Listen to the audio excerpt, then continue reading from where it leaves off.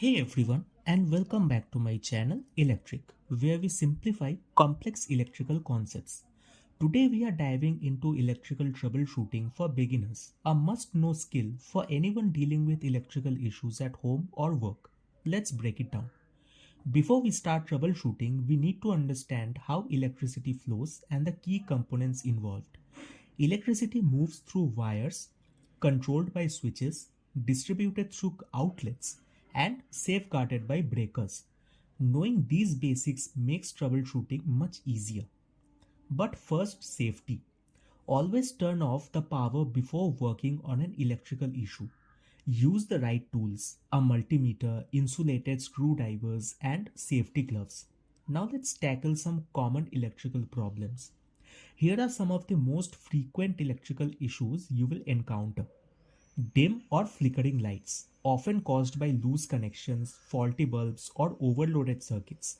A quick fix might be as simple as tightening a bulb or checking your breaker panel. Outlets not working. This can be due to faulty wiring, a tripped breaker, or a blown fuse. Always check other outlets and the breaker box first. Electrical shocks. These are serious. They can result from damaged wiring, exposed wires, or moisture in contact with electrical devices. Turn off power immediately and inspect the area. Now, troubleshooting isn't about guessing, it's about a logical step by step approach. Let's break it down. Start with the obvious. Check for loose connections, tripped breakers, and blown fuses. Use a multimeter. Test voltage, current, and continuity to pinpoint the issue. And perform a visual inspection, as in look for signs of damage in wiring, outlets, and appliances. Now let's go a step further with some expert troubleshooting techniques. Isolate the problem. Turn off power to the affected area to narrow down the issue. Second is test continuity. Make sure there's an unbroken electrical path using a multimeter. And finally, trace the wiring. Follow the circuit to identify faults or breaks. Now let's apply what we have learned with real world fixes.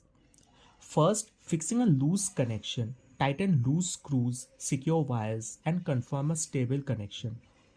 Replacing a blown fuse or tripped breaker. That is to identify the overloaded circuit, replace the fuse, or reset the breaker. And finally, identifying and repairing faulty wiring, which is to look for discoloration, burning smells, or breaks in the wire. Replace any damaged section with new, properly insulated wires.